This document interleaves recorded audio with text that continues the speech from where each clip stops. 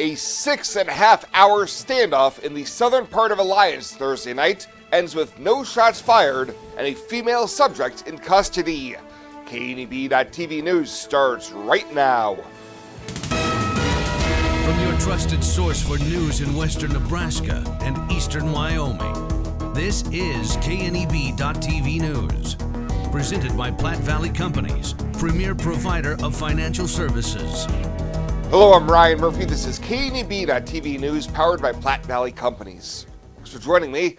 In our top story, the incident started just before 5:30 p.m. Thursday when Alliance Police were asked to do a welfare check on a Cresswell Place residence in the Grand Lake Village South Mobile Home. Police Sergeant Tim Peterson says the woman brandished a handgun at officers when she opened the door, prompting calls for backup that included sheriff's deputies from Box Butte, Scottsbluff, and Garden counties, as well as Game and Parks officers and the Nebraska State Patrol. Peterson tells KNB News that NSP negotiators spent hours trying to convince the woman to surrender. They were able to get her to come out on to the front porch eventually. This is around midnight time frame. Where she had the child with her, holding the child. The Nebraska State Patrol SWAT team was able to take her into custody and secure the child. The child was checked out by the Alliance Fire Department. He's fine, safe, and she is fine and safe. Peterson says with a child present, the incident had to be treated as a hostage situation, so the NSP SWAT team was called, and a tactical vehicle from both the State Patrol and Alliance Police were deployed. Additional details, including the name of the female subject and charges she may be facing, are anticipated to be released soon, and updated information can be found by going to our website at kneb.com. Well, Scottsbluff dining options are coming to the Valley in the very near future. A Dunkin' Donuts with limited seating will take up part of the space in the portion of the former Meridian Trust building on Avenue I, along with the Buffalo Wild Wings Go, which will offer their signature wings, sauces, and a few other fan favorites.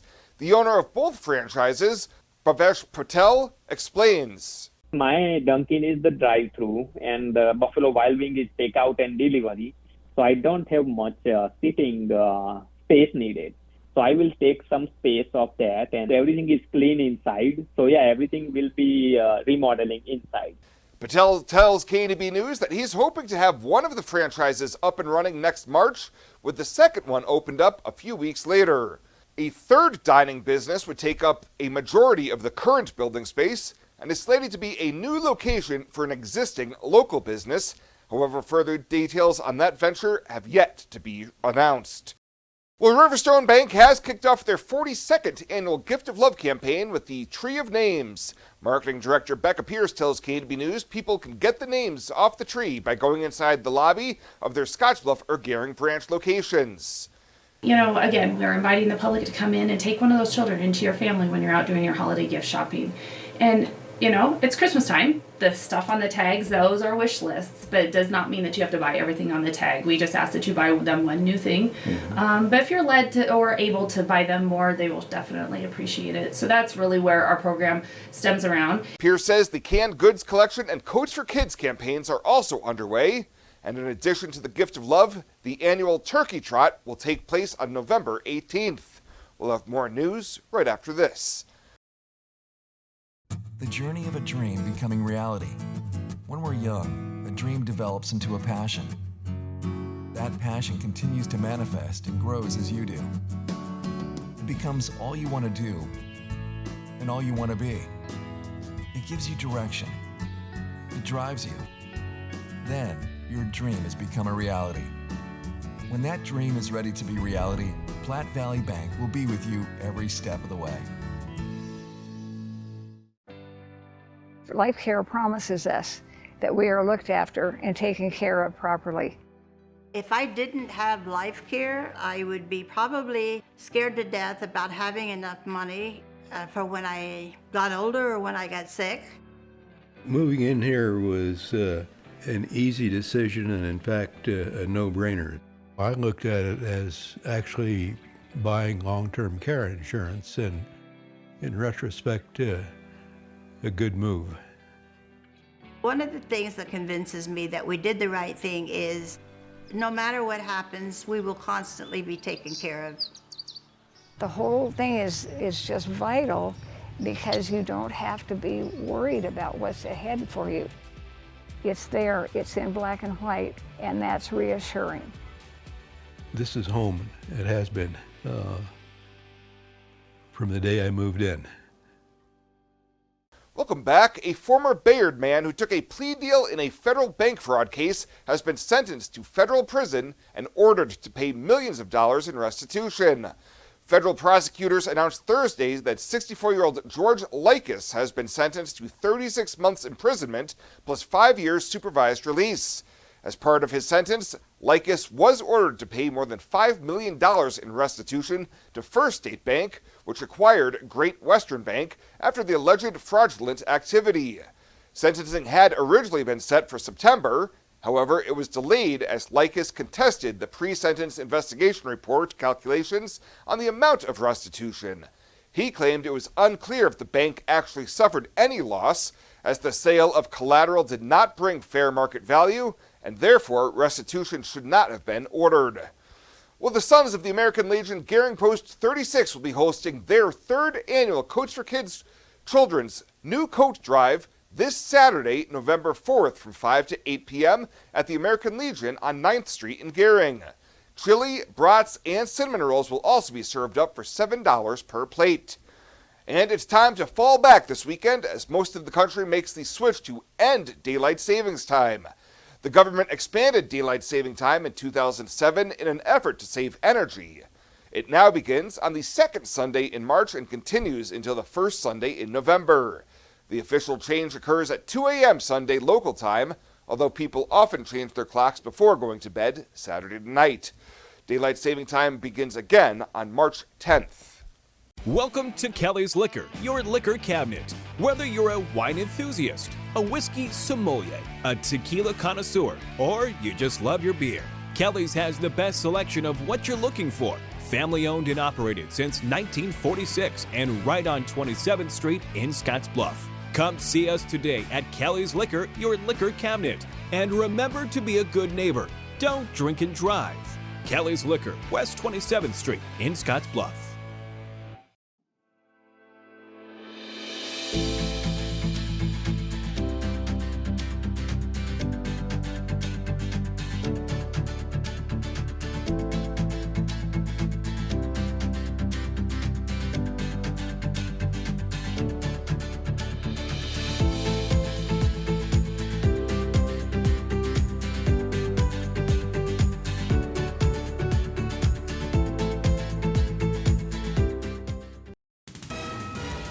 This is KNEB.TV weather from the KNEB Storm Center, your trusted source for weather.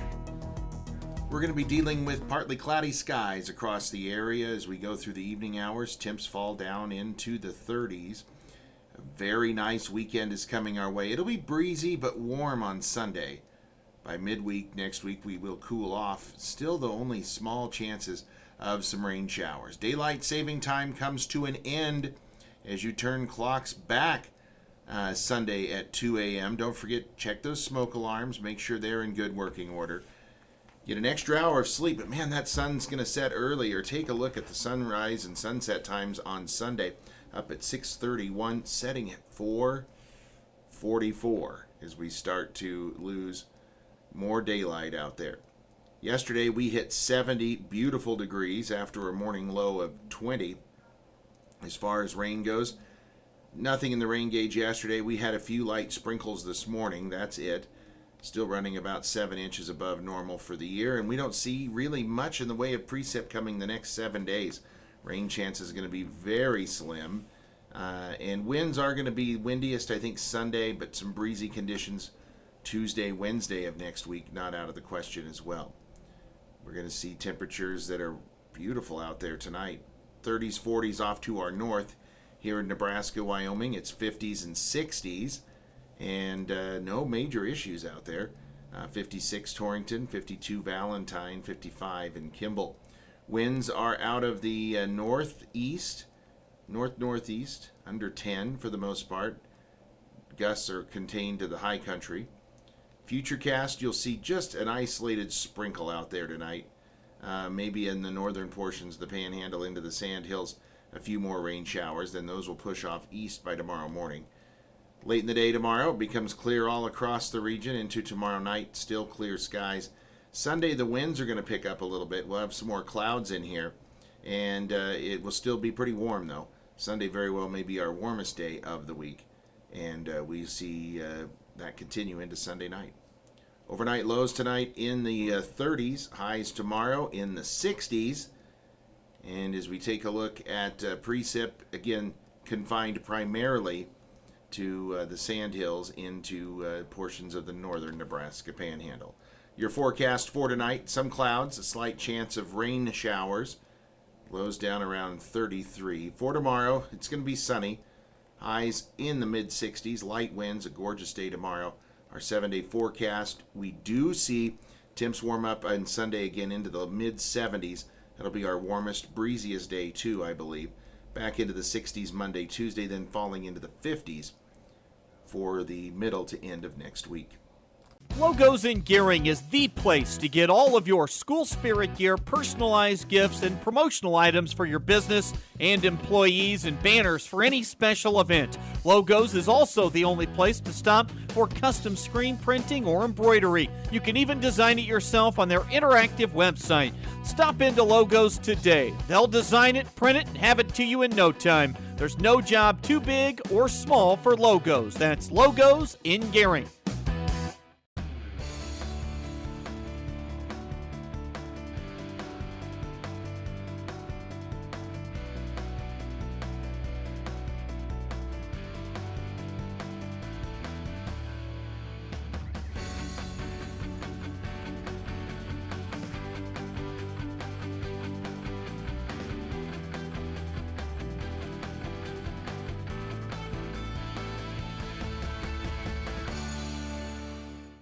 So once again, time for Husker Chat, brought to you by Acres Equipment. I'm Jason Jorgensen as we talk Husker football with the publisher of Husker Online, Sean Callahan.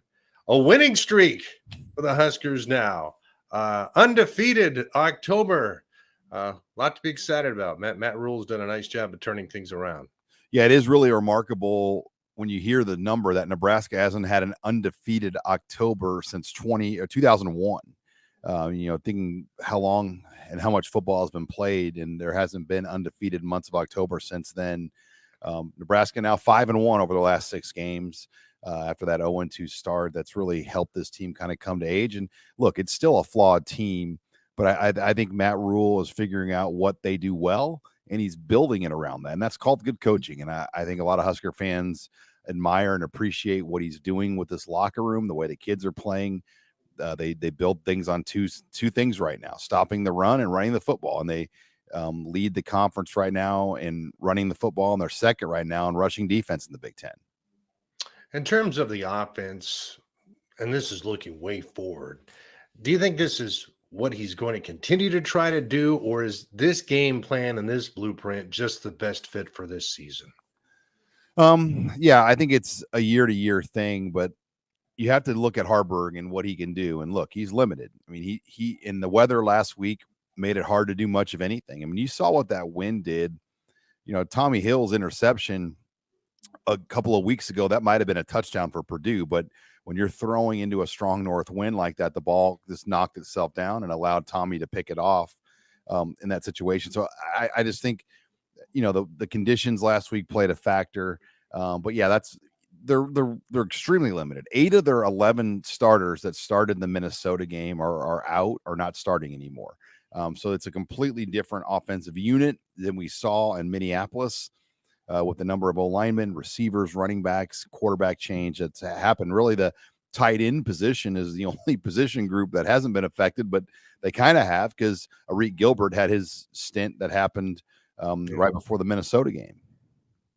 I love the approach. I know some would say it's a cliche, but they're not looking long picture. They're not talking about, trying to get to bowl eligibility. They're just worrying about each week and finding a way to win these 50-50 games. And so far that approach has really worked also. Yeah, and they're getting some breaks on the scheduling situations. I mean, let's be honest. I mean, you look at Northwestern with an interim head coach. Illinois, they played really well. That was a game they had. That was a tough game. But this past week, Purdue with a year one coach. This week, they're on the road with an interim head coach again. And then next week, Maryland will come to Lincoln, and their offensive coordinator, Kevin Sumlin, got a DUI, and he's not out there anymore. So there's been a lot of changes. And even Wisconsin's quarterback's out for the year, and the running back's out for the year. And then Brian Ferentz has been given his pink slip here with a month left to go. So there's a lot of breaks that have happened for Nebraska where the football gods have been kind with how this is all set up. And they're like, hey, we're giving you opportunities. You're never going to get them like this again. You better take advantage of them. And Matt Rule's figuring out ways to win in these situations. Today on Husker Chat, we're talking with Sean Callahan. It's brought to you by Acres Equipment. Quickly, you surprised how Iowa chose to handle this? I mean, we all knew it wasn't going well, and didn't look like Ferentz was going to get to those benchmarks. But he's basically a lame duck now, and a team that's leading the division. Yeah, in my mind, I don't believe that they wanted this out. I think it got out though, and then once it got out, somebody had enough to report it, and then it forced their hand. If you go back and read the statement, neither Brian or Kirk Ferentz were on that statement from the university. So you've got an athletic director and a president, kind of taking charge of this situation. And lost in the discussion is Iowa is 6-2, and Iowa could go 10-2. But this to me is a huge distraction now for them, and for the coaches. I mean, because now if you're an assistant coach, so you're wondering, God, what happens to Kirk? Maybe Kirk quits, and then maybe a new guy comes in here. I'm without a job. So there's a lot of things that could play out from now until Black Friday with the future of Kirk Ferentz and his thoughts on this, because there's no doubt he was upset with probably how this all happened and played out, where they weren't able to kind of control it on their end. All right, how about this week? Huskers on the road at Michigan State. Boy, what a disaster they've had. It all started with the Mel Tucker mess, and they played some people close, but they haven't been very good either. And you talked about Nebraska getting some breaks, and this is certainly another break. Yeah, they're an extremely limited offense. They're not high powered. I mean, their quarterback transferred before the start of the season, Peyton Thorne, their best receiver, transferred. So they've had a lot of guys leave, and they've already had some players go in the portal that were Mel Tucker guys that left when he was fired. So you think about where they're at, 6 losses in a row. It is their senior game, but it's a noon kickoff out there. That atmosphere is probably not going to be great. So I look at all the games we've played out there. They've all been night games or a 3:30 game. And every time the atmosphere has been pretty live. I would expect this being the first early kick they've played out there since joining the conference. It's going to be a real favorable road environment. Nothing like Colorado or Minnesota, that's for sure. I mean, you go back to those 2 games. I mean, that was as tough as you're going to see, especially from a student perspective. I mean, those student sections were as packed as you'll see at any college football games, and they were live. And that's not going to be the case this week in East Lansing. So I do think Nebraska has a nice opportunity here. They got to execute, put it together. They got to punch Michigan State early, because they'll come out with a charge like all teams do at home, and you got to survive that charge, and then you got to do something on your end. And I think that will be a big key this week. All right. We'll have a good trip. Dress warm. I'm sure it'll be a chilly one there at East Lansing, and hopefully Nebraska becomes bowl eligible on Saturday. That would be fantastic. Yeah, let's hopefully we're talking about bowl trips and warm places, and maybe we can get KRVN. We can do this on the bowl site somewhere if they get to a bowl game. Hey, I'm down. And I know people, Sean. All right. Hey, as always, we appreciate the time. Hey, thanks, Jason. And that was Sean Callahan, the publisher of Husker Online, joining us for Husker Chat, and it's brought to you by Acres Equipment. We're here every week. I'm Jason Jorgensen. Thanks for tuning in.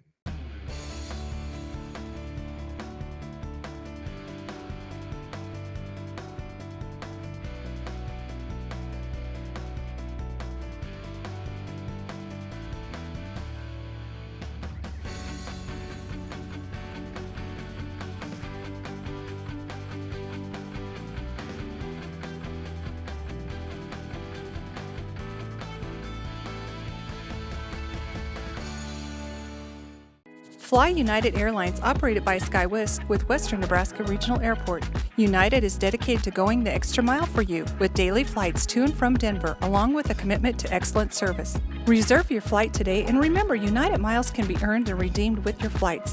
While at the airport, stop and enjoy authentic Italian food at Roma Italian Restaurant. Plus, Hertz Thrifty Car Rental is there for your car rental needs. Make life easier, relax, and get on board with Western Nebraska Regional Airport.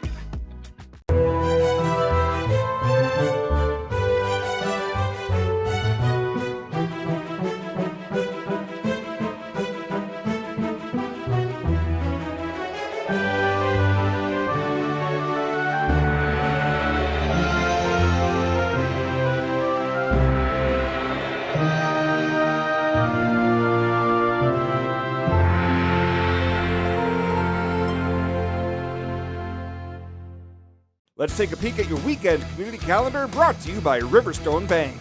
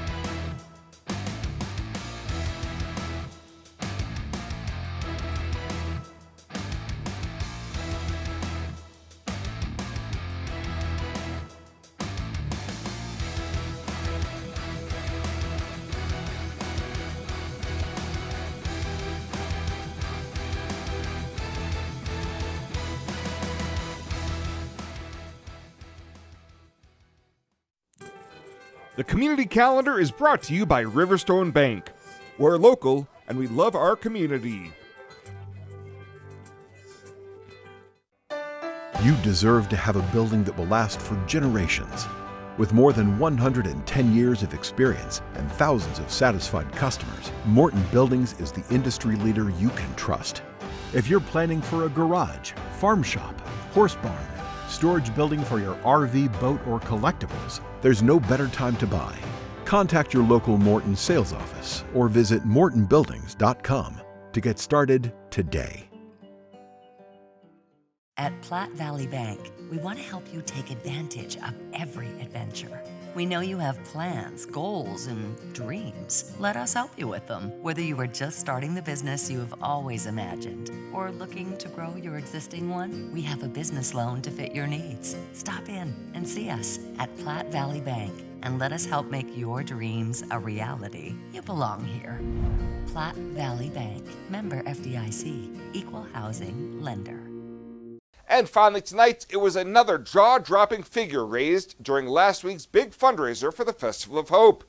During a check presentation yesterday, it was announced that more than $69,000 was raised during the 11th annual Save Iraq at Bacharach's bra auction. Festival of Hope board member Kendra Feather says that number was about $10,000 less than last year, but there wasn't as much to auction off in 2023. We were down about 25 items that we had from the year before, but when we first kicked off the first draw and it sold for close to 800, we knew we were going to be on a roll.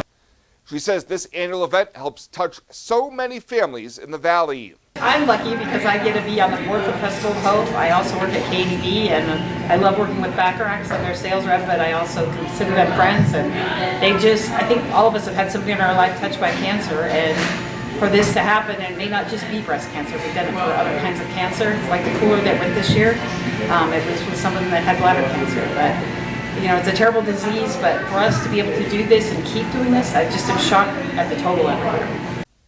Feather says there were a few items from this year's auction that truly stood out. We had 4 times the bra that sold for the most was called Jessica.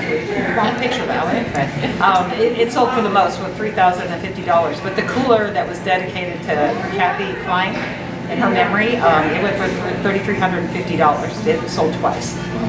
So, I mean, that's amazing. And then Lisa Weeborg also got a plaque on the wall for her sister Lita, who passed away from breast cancer. Last year, the Festival of Hope helped provide $365,000 in funding to help cover non-medical related expenses like fuel and utilities to local families battling cancer. Well, that does it for us this time. Thank you so much for tuning in. Have a great weekend. We'll see you back here on Monday.